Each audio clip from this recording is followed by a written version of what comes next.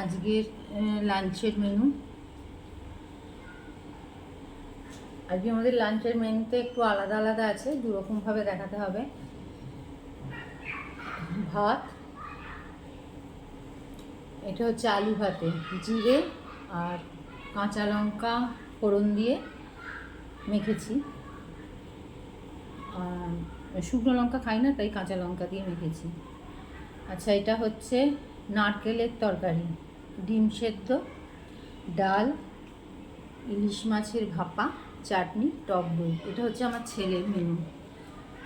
আর আমার মেনু হলো ভাত, ওই আলু ভাতে, পটল ভাজা, নারকেলের তরকারি, ইলিশ মাছ ভাপা আর চাটনি। ও পটল খায় না, তাই ওর জন্য ডিম সেদ্ধ, আমাদের পটল ভাজা। আমি টক দই খাই না, তাই আমি টক দই রাখিনি।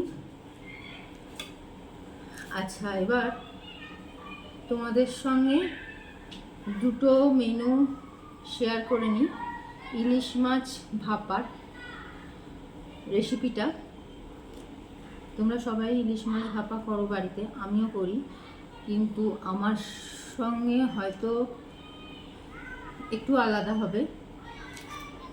ইলিশ মাছটা আমি তো ভাজিনি, একটু নুন আর একটু হলুদ দিয়ে মাখিয়ে রেখে দিয়েছিলাম। তারপর এটাকে কালো সর্ষে, সাদা সর্ষে, আর তাতে একটু নুন দিয়েছিলাম, একটু পোস্ত দিয়েছিলাম, আর একটু টক দই, নারকেল কুড়ো আর কাজু বাদাম আর কাঁচা লঙ্কা একসঙ্গে পেস্ট করে, মানে মিক্সিতে বেটে নিয়ে, তারপর একটা কন্টেনারের মধ্যে এই মাছটার সঙ্গে মাখিয়ে নিয়েছিলাম। তাতে একটু সর্ষের তেল দিয়েছিলাম। আমার কাছে ধনেপাতা ছিল না বলে ধনেপাতা দিতে পারিনি। আর বাটার সময় একটু মিক্সির মধ্যে সর্ষের তেল দিয়ে দিয়েছিলাম। তো আমি মাইক্রোওভেনে ভাপাটা করে নিয়েছি, এইভাবে করেছি। আর নারকেলের তরকারিটা হচ্ছে ছোটো ছোটো করে আলুটাকে কুটে সেটাকে তেলে ভেজে নিয়েছি। তারপর গোটা জিরে, একটু হিং আর দারচিনি, ছোটো এলাচ, লবঙ্গ ফোড়ন দিয়েছিলাম। তারপর আদা টমেটো বেটে আলুটার সঙ্গে কষে নিয়ে, তারপর নারকেলগুলোটা দিয়ে একটু ভালো করে কষে জল দিয়ে ফুটিয়ে নিয়েছিলাম। গরম মশলা থাকলে দিতেও পারো, নাও দিতে পারো, কোনো ব্যাপার নয়। আর হ্যাঁ, নুন হলুদ মিষ্টি, ব্যাস। এই হলো দুটো মেনুর রেসিপি।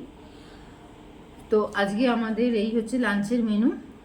তো অনেক দেরি হয়ে গেছে, চলো এবার খাওয়া দাওয়াটা শুরু করা যাক। টাটা।